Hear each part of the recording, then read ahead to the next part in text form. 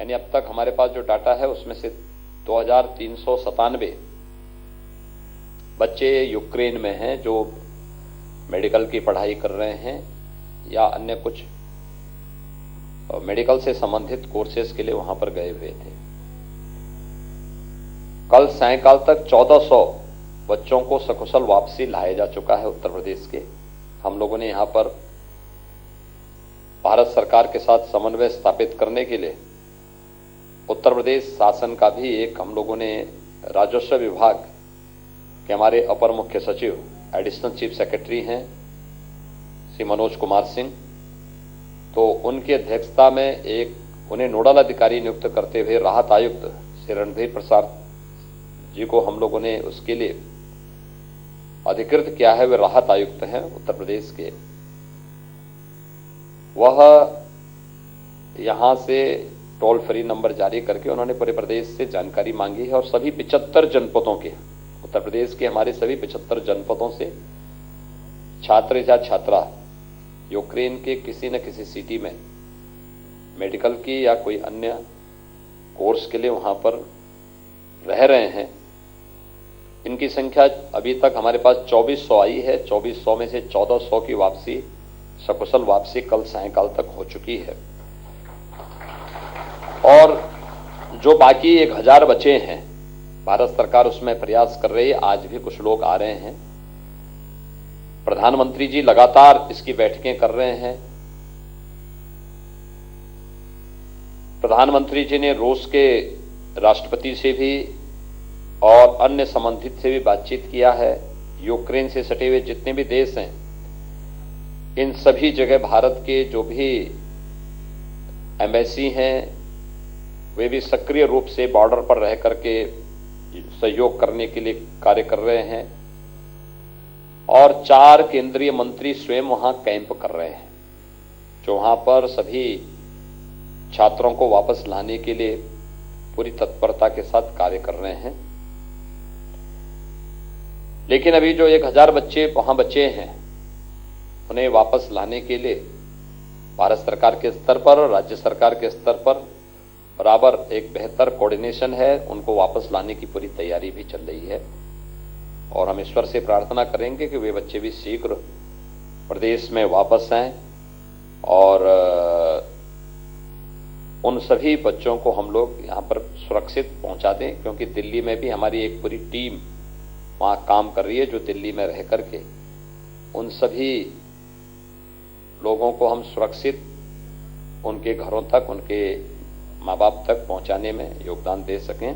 तो भारत सरकार भी और राज्य सरकार भी इसके लिए पूरी तैयारी के साथ लगी हुई है। जो लगभग 1400 बच्चे उत्तर प्रदेश के अब तक वापस आए हैं, उनमें से 52 बच्चों को और उनके अभिभावकों को हमने यहां पर बुलाया है। तो मैं चाहूंगा कि मैं इससे पहले कि इंटरेक्शन करूं उनमें से कुछ बच्चों से, अगर एक ओर से उनका परिचय हो जाए तो मेरे सहयोगी भी उनको जान देंगे और पता लगेगा कि किन किन जनपदों से बच्चे वहां पर अध्ययन कर रहे हैं। फिर इसके बाद आगे हम चर्चा करेंगे। तो एक कानपुर से हूँ मैं। वेनेत्सिया के नेशनल मेडिकल यूनिवर्सिटी से अपनी मेडिकल की पढ़ाई कर रही हूँ। मैं 3वीं वर्ष की छात्रा हूँ। ठीक है, बाकी बाद में बात। तान्या बाजपेयी हूँ, वेनेत्सिया नेशनल मेडिकल कॉलेज से, और मैं 5वें साल की पढ़ाई कर रही हूँ मेडिकल की। थैंक जी, मेरा नाम पूजा यादव है। मैं इवानो फ्रांस्किव नेशनल मेडिकल यूनिवर्सिटी की छात्रा हूँ। मैं 3rd ईयर की स्टूडेंट हूँ और मैं लखनऊ से हूँ। Thank you. सर, मेरा नाम पूनम है और मैं वेनेत्सिया नेशनल मेडिकल कॉलेज में पढ़ती हूँ और अभी मैं 3rd ईयर में हूँ। मेरा नाम अविनाश चतुर्वेदी है। मैं उस्गोद मेडिकल यूनिवर्सिटी का छात्र हूँ। मैं वहाँ पे 2रे वर्ष में हूँ और मैं लखनऊ का रहने वाला हूँ। धन्यवाद। नमस्कार सर, मैं वेनेत्सिया नेशनल मेडिकल यूनिवर्सिटी का छात्र हूँ और 3rd ईयर से हूँ और सर मैं कानपुर देहात से हूँ। अपना नाम तो बताओ। आयुष्मान सर। तो नाम बोलो भाई। मैं अभिष्ट कुमार पांडे और गोरक्ष पीठाधीश्वर और हमारे जिले के संरक्षक श्री। आप गोरखपुर के ही रहने वाले हैं? जी। माननीय मुख्यमंत्री जी, आपके चरणों में मेरा सादर वंदन है और मैं वेनेत्सिया नेशनल मेडिकल यूनिवर्सिटी में पढ़ने वाला 1m वर्ष का छात्र हूँ। तो सर, मैं सुबी बाजपेयी फ्रॉम रायबरेली। मैं इवानो फ्रैंकिस नेशनल मेडिकल यूनिवर्सिटी की स्टूडेंट हूँ, 3rd ईयर की स्टूडेंट। सादर प्रणाम मुख्यमंत्री जी। मैं डेविड सीतापुर डिस्ट्रिक्ट सीतापुर का हूँ। मैं इवानो फ्रैंकिस नेशनल मेडिकल यूनिवर्सिटी में पढ़ता हूँ। मैं 4th ईयर का स्टूडेंट हूँ। नाम कुलदीप कुमार वर्मा है सर। मैं जनपद उन्नाव से हूँ सर। मैं ओडिशा नेशनल मेडिकल यूनिवर्सिटी जो कि यूक्रेन में है, वहाँ पे मैं MBBS 4th ईयर का छात्र हूँ। आप सबसे मैंने भी परिचय भी लिया और कुछ जो हमारे छात्र यूक्रेन में अध्ययनरत रहे हैं उनके साथ एक बार संवाद भी बनाया है। कमोबेश सबकी वही एक कॉमन समस्या है। देखिए, जब एक संवेदनशील सरकार होती है तो वह सुख में भी और दुख में भी अपने नागरिकों के साथ खड़ी होती है। घर में हो या घर के बाहर, देश में हो या देश के बाहर, कैसे सरकार खड़ी हो सकती है। प्रधानमंत्री मोदी जी के नेतृत्व में पूरे देश ने समय समय पे देखा है। अभी कुछ महीनों पहले अफगानिस्तान के अंदर भी देखा होगा आप लोगों ने। भारत एकमात्र देश था जिसने अपने नागरिकों को वहां से निकालने में, या जो लोग कहीं शरण नहीं पा रहे थे उन्हें भारत सुरक्षित वापस लाने में उनकी मदद कर रही थी। अकेले प्रधानमंत्री मोदी जी के नेतृत्व में हो पाया था। और यूक्रेन में भी आपने देखा होगा, यूक्रेन में बहुत सारे देशों के बच्चे पढ़ते हैं, मेडिकल की पढ़ाई कर रहे हैं। अकेले भारत है जिसने अपने यहाँ के बच्चों के लिए एक सुरक्षित रास्ता भी अपनाया।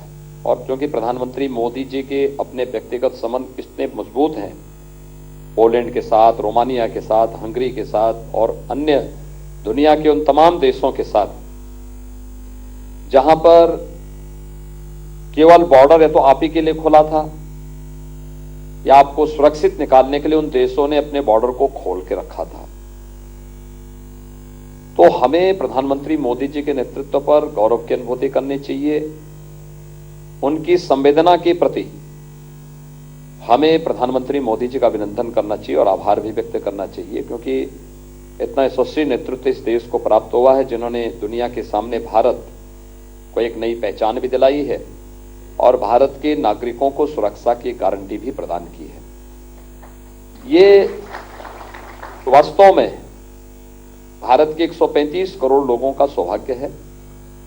और आपने स्वयं भी रोमानिया बॉर्डर पर, हंगरी बॉर्डर पर, पोलैंड बॉर्डर पर ये सब दृश्य देखा होगा। दूसरे देशों के जो बच्चे थे या दूसरे देशों के जो नागरिक थे वे अपने किराए से अपने देश को जाने के लिए मजबूर थे या उनके लिए बॉर्डर बंद था।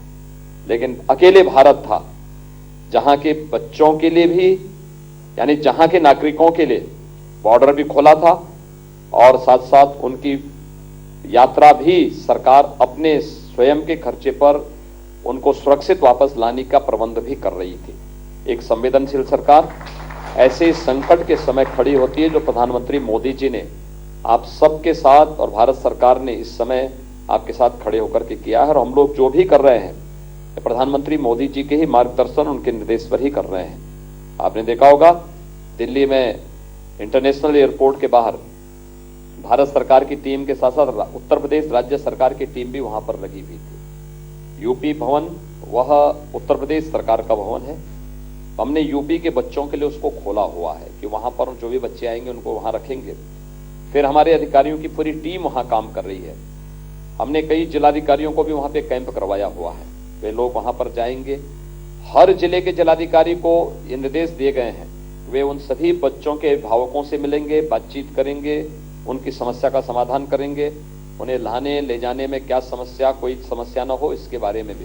ये सारी चीजें एक संवेदनशील सरकार अपने नागरिकों के साथ ऐसे ही खड़े होकर के उनका समाधान करती है, जो आज प्रधानमंत्री मोदी जी के नेतृत्व में यूक्रेन संकट के दौरान भी ये चीजें आप सबको देखने को मिल रही है। एक दूसरा आपने देखा होगा, आप देखिए, आप सभी बच्चे मेडिकल की पढ़ाई करने के लिए यूक्रेन में आपको जाना पड़ा है।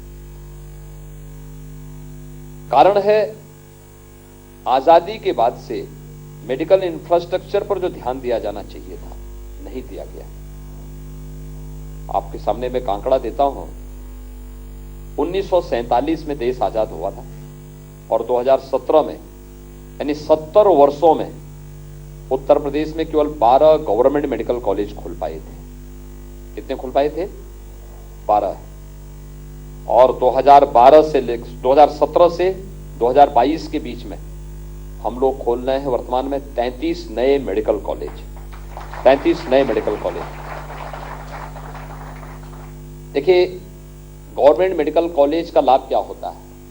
गरीब से गरीब परिवार का बच्चा भी मेडिकल की पढ़ाई कर सकता है। किस रूप में कर सकता है? आप लोग यूक्रेन में गए होंगे। यूक्रेन में आपकी मेडिकल की पढ़ाई का जो खर्चा होता है वह लगभग 20 से 30 लाख होता है। आप यूएस में जाएंगे, यूएस में मेडिकल की पढ़ाई का खर्चा लगभग 2 करोड़ आता है। आप यूके में जाएंगे, लगभग यही खर्चा है। आप भारत में प्राइवेट मेडिकल कॉलेज में जाएंगे तो यह खर्चा 80 लाख से लेकर 1 करोड़ तक पहुंचता है। लेकिन गवर्नमेंट मेडिकल कॉलेज में अगर आप यही पढ़ाई करना चाहेंगे तो मुश्किल से आपको 4 से 5 लाख रुपए में ये पढ़ाई अपने देश में, अपने घर में, अपने जनपद में ये पढ़ाई करने का अवसर प्राप्त हो जाएगा, मात्र 4 से 5 लाख रुपए में। और इसीलिए हम लोगों ने मेडिकल इंफ्रास्ट्रक्चर पर ध्यान दिया। 33 नए मेडिकल कॉलेज, 2 एम्स, गोरखपुर का एम्स भी चालू हो चुका है, रायबरेली का एम्स भी चालू हो गया है। 33 नए जो मेडिकल कॉलेज हमारे बन रहे हैं, यानी उसमें से 17 को हम चालू कर चुके हैं। 8 को हम लोगों ने 2018 में प्रारंभ किया, 9 को इसी साल प्रधानमंत्री जी ने 21 में चालू किया, उनमें एडमिशन भी हो गए हैं। नीट के माध्यम से उनमें एडमिशन हो चुके हैं। और 14 पे हमारा बाकी शेष 15-16 पर हमारा काम वर्तमान में चल रहा है, जिसको हम लोग 23 में उनमें नया सत्र प्रारंभ करेंगे। तो मेडिकल इंफ्रास्ट्रक्चर पर आजादी के बाद जो ध्यान होना चाहिए था नहीं दिया गया, लेकिन आज इस पर प्रधानमंत्री मोदी जी का ध्यान है। और आज हम उस स्थिति में पहुंचे हैं कि अगले 1 वर्ष के अंदर, 1-1.5 वर्ष के अंदर उत्तर प्रदेश में हर जनपद में एक मेडिकल कॉलेज होगा। हर जनपद में एक मेडिकल कॉलेज होगा। आज तो हरदोई में भी हम मेडिकल कॉलेज प्रारंभ कर चुके हैं, कानपुर देहात में मेडिकल कॉलेज बन रहा है, उन्नाव में पहले से मेडिकल कॉलेज चल रहा है। हर एक जनपद में, बहराइच में मेडिकल कॉलेज प्रारंभ हो चुका है, गोंडा में मेडिकल कॉलेज के निर्माण का कार्य हो रहा है, बलरामपुर में मेडिकल कॉलेज का निर्माण कार्य प्रारंभ हो चुका है, प्रतापगढ़ में इसी सत्र में प्रारंभ हुआ है। यानी हर जनपद में, आप पूर्वी उत्तर प्रदेश में देखेंगे तो गोरखपुर में पहले से मेडिकल कॉलेज था, एम्स प्रारंभ हो चुका है, देवरिया में नया मेडिकल कॉलेज बन रहा है, कुशीनगर में नया देवरिया का मेडिकल कॉलेज इस सत्र में प्रारंभ हो गया है, बस्ती में विगत वर्ष हम लोग प्रारंभ कर चुके हैं मेडिकल कॉलेज। ये सभी हर जनपद में कुछ न कुछ नया मेडिकल इंफ्रास्ट्रक्चर बढ़ाने का, जिससे सीट्स बढ़े और यहाँ के बच्चों को मेडिकल की शिक्षा यहीं पर प्राप्त करने का अवसर प्राप्त हो सके और सस्ते में प्राप्त हो सके। ये एक प्रयास सरकार के स्तर पर प्रारंभ हुआ है और प्रधानमंत्री मोदी जी का विशेष इस पे ध्यान भी है। आप लोगों ने यहाँ पर रखी है, भारत सरकार उस पर पूरा चिंता व्यक्त कर रही है और भारत सरकार उस पर स्वयं भी चिंतन कर रही है, कैसे हम इन चीजों को आगे बढ़ा सकें। अब एमबीबीएस में फाइनल ईयर था, या जो 4th ईयर के थे या 3rd ईयर के हैं, 2nd ईयर में हैं, इनकी आगे की पढ़ाई कैसे जारी रखी जा सकती है, इस पर नेशनल मेडिकल काउंसिल भारत के अंदर बना हुआ है। जो पहले मेडिकल काउंसिल ऑफ इंडिया था, वही नेशनल मेडिकल काउंसिल के रूप में इसमें भारत में काम कर रहा है। सरकार का उसके साथ संवाद चल रहा है, बातचीत चल रही है, अलग अलग दौर की बातचीत चल रही है। और ये मान के चलिए, जो यहाँ पे अभी शिवेंद्र ने कहा कि मोदी है तो मुमकिन है। प्रधानमंत्री मोदी जी बच्चों के भविष्य के प्रति पहले आपकी सुरक्षा आवश्यक थी, सुरक्षित वापस करने की तैयारी। 4-4 मंत्री कैंप कर रहे हैं। मुझे लगता है किसी भी देश के मंत्री आपने नहीं देखे होंगे जो बॉर्डर पर रह करके अपने देश के नागरिकों को बचा रहे हों। अकेले भारत सरकार के मंत्री वहां काम कर रहे हैं। प्रधानमंत्री मोदी जी स्वयं 4 से 5 बार बैठक कर चुके हैं और वहां रूस के राष्ट्रपति से भी बातचीत कर चुके हैं। लगातार अगल बगल के देशों के साथ बातचीत करना, उनके साथ बातचीत करके सुरक्षित अपने नागरिकों निकाल करके सुरक्षित उनके घरों तक पहुंचाने के लिए जो कार्रवाई प्रारंभ हुई है, ये आप सबके सामने है। धैर्य के साथ हमें एक सकारात्मक सोच के साथ आगे बढ़ना होगा। देखिए, दो चीजें जीवन में, एक तो व्यक्ति का धैर्य, विपत्ति के समय उसका सबसे बड़ा मित्र होता है। धैर्य के साथ आपके अभिभावक ने इस संकट के समय में अपना धैर्य रखा, सरकार की कार्रवाई का समर्थन किया, आप सभी सुरक्षित अपने घरों को आए हैं। और भी बच्चे जो हैं उनको भी लाने की सरकार पूरी तैयारी कर रही है। आज 11 फ्लाइट आ रही हैं वहां से, जिनसे भारत के नागरिक वहां से वापस आएंगे, सुरक्षित वापस आएंगे, सुरक्षित उन्हें पहुंचाने की व्यवस्था। एक तो हमें संकट के समय धैर्य का परिचय देना, उन लोगों के बहकावे में नहीं आना चाहिए जो लोग अनावश्यक भड़काने का काम करते हैं और फिर किसी भी सफलता पर। आप एक डॉक्टर हैं, आप जब किसी ऑपरेशन को करेंगे तो ऑपरेशन के लिए एकाग्रता की आवश्यकता है ना। आप ओटी में जाएंगे, ओटी में जाकर के आप जब जिस बीमारी से संबंधित ऑपरेशन करने जा रहे हैं, जब उस पर फोकस करेंगे अपने आप को, तो ही आपको सफलता प्राप्त होगी। अगर आप ओटी में गए, ऑपरेशन करके कोई दरवाजा भड़बड़ा रहा है, कोई अंदर जबरदस्ती घुस करके आपके साथ बातचीत करने लग गया है, तो क्या आप एक सफल ऑपरेशन कर पाएंगे? नहीं कर पाएंगे। ऐसे ही जब सरकार इस ऑपरेशन गंगा के तहत यूक्रेन से सुरक्षित अपने नागरिकों को लाने की तैयारी कर रही है, इस समय अगर कोई अनावश्यक राजनीति करके इस कार्य में व्यवधान पैदा करने का प्रयास करता है, तो मुझे लगता है कि इस पूरे ऑपरेशन को विफल करने की साजिश का वो हिस्सा होगा, क्योंकि वह सरकार के ध्यान को हटाना चाहता है। जो फोकस है, अभी प्रधानमंत्री जी ने बैठक की, प्रधानमंत्री जी लगातार बातचीत कर रहे हैं, प्रधानमंत्री जी ने 4-4 मंत्रियों को कैंप कराया है, लगातार सभी एम्बेसी, सभी जितने भी हमारे अन्य दूतावास हैं, सभी लोग उस कार्य के साथ जुटे हुए हैं, सभी अधिकारी लगे हैं, सभी पूरी सरकार लगी है, केंद्र सरकार, राज्य सरकार, सभी लोग मिलकर इस कार्यक्रम को आगे बढ़ा रहे हैं। तो उन चीजों को हमें देखना चाहिए कि किस अच्छे ढंग से सरकार इस पूरे ऑपरेशन को आगे बढ़ा करके सफलतापूर्वक एक एक नागरिक के जीवन को बचाने की दिशा में प्रयास की है। एक अभिनंदनीय प्रयास है। हम सब प्रधानमंत्री मोदी जी का इसके प्रति आभार व्यक्त करते हैं। और दूसरा, फर्स्ट स्टेज में सुरक्षित वापस लाना है, सभी बच्चे सुरक्षित वापस आ जाएं, ये ध्यान सरकार का है। और फिर सेकंड फेज में आगे की आपकी फ्यूचर के बारे में आगे की प्लानिंग क्या होनी है, एनएनसी के साथ भारत सरकार और राज्य सरकार दोनों संवाद बनाए हुए हैं। तो सुरक्षित वापसी के बाद फिर इस प्रक्रिया को आगे बढ़ाएंगे। आप लोग अपने पाठ्यक्रम को अपने घर में रह करके तत्काल पहले अपने कार्यक्रम को उसको रिपीट करते जाइए, रिवीजन करते जाइए, फिर बाद में उसके बारे में भी सरकार जरूर बातचीत करेगी। और हम लोग, मेरा प्रयास होगा कि एक बार जितने भी बच्चे वहां पर रहते हैं, लगभग 2400 बच्चे हमारे हैं यूपी के, उन सबको एक बार बुलवा करके फिर उनके बारे में कोई ना कोई एक रास्ता हम लोग निकालेंगे। इसमें भारत सरकार भी चिंता व्यक्त कर रही है, भारत सरकार ने भी इस दिशा में प्रयास अपने प्रारंभ किए हैं। लेकिन आज पहली प्राथमिकता वहां रेस्क्यू का है कि सुरक्षित अपने देश के अंदर अपने नागरिकों को और अपने बच्चों को वापस लाने का है। और ये प्रयास आज भारत सरकार के स्तर पर प्रारंभ हुआ है।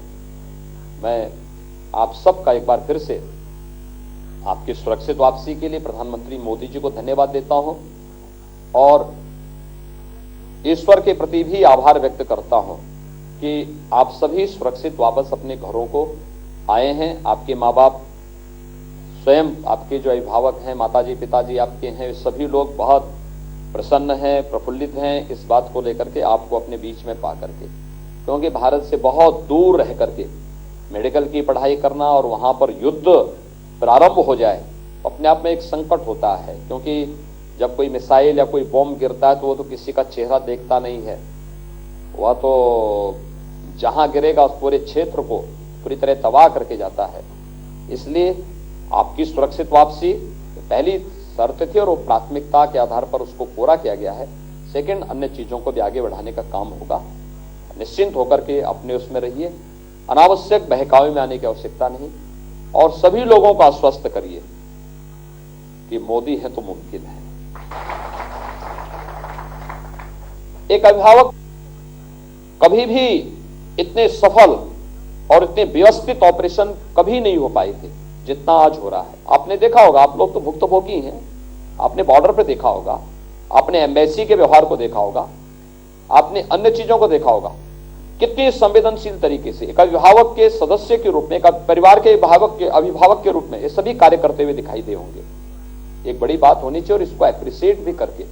दूसरा, जीवन में कुछ बनना है तो हमें सकारात्मक सोच के साथ आगे बढ़ना होगा। एक सकारात्मक सोच, हमें अच्छा करना, अच्छा हो रहा है, अच्छा देखने की आदत होनी चाहिए। अच्छा देखेंगे, अच्छा करेंगे, परिणाम अच्छा ही होगा, ये मान करके चलना चाहिए। और अच्छा हम सोचें, अच्छा करें तो परिणाम को अच्छा लाएंगे, ये भी विश्वास हमारा होना चाहिए। वापसी के लिए आप सबका मैं अभिनंदन करता हूं, आपके माता पिता का जिन्होंने धैर्य के साथ आपकी सुरक्षित वापसी का इंतजाम हो हल्ला के उन्होंने सरकार पर विश्वास किया, परिणाम सामने है।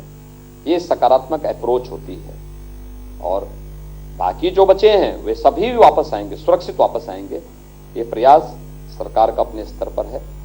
तो मैं आपका और आपके पूरे सभी अभिभावकों का भी हृदय से धन्यवाद देता हूं कि वे यहाँ पर आए हैं, क्योंकि मैं स्वयं भी रात्रि को कल आया हूं, तो मैंने इसीलिए एक दिन पहले कहा था कि भाई मैं एक बार उन सभी बच्चों से मिलना चाहूंगा। इतनी भी बड़ी संख्या थी, 1400 बच्चे आ गए हैं यूपी के। कुछ से प्रधानमंत्री जी ने वाराणसी में संवाद किया है, कुछ से मैंने यहाँ पर मैंने आप लोगों को बुलाया, बाकी और लोगों को भी समय समय पर हम लोग बुलवाएंगे और एक बार आवश्यकता पड़ेगी सभी लोगों को बुलाकर आगे की व्यवस्था के बारे में भी चर्चा करेंगे। अभी पहले निश्चिंत होकर के जाइए, ईश्वर को धन्यवाद दीजिए, आप सुरक्षित वापस आ गए हैं, और प्रधानमंत्री मोदी जी को धन्यवाद दीजिए। ठीक है, ठीक। अब मेरे साथ बोलेंगे, भारत माता की, भारत माता की, भारत माता की।